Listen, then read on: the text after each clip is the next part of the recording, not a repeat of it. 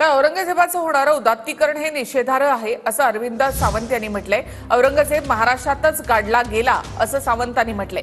औरंगजेब कुठे गाडला गेला हे जनतेपर्यंत पोहोचणं गरजेचं आहे असं अरविंद सावंतांनी म्हटलंय। औरंगजेब क्रूर कर्मा होता हे स्पष्ट आहे, स्वच्छ आहे, त्याच्याबद्दल बोलण्याची गरज नाही। परंतु छत्रपती शिवरायांच्या महाराष्ट्रात त्याला इथंच गाडून घ्यावं लागलं, हे कुठे गाडून घ्यावं लागलं दाखवलं तर गरजेचं आहे। नाही तर ते तुम्ही काढूनच टाकतो, औरंगजेब कुठे गाडला गेला माहिती नाही, तो या महाराष्ट्रातच गाडला गेला हे आवश्यक आहे।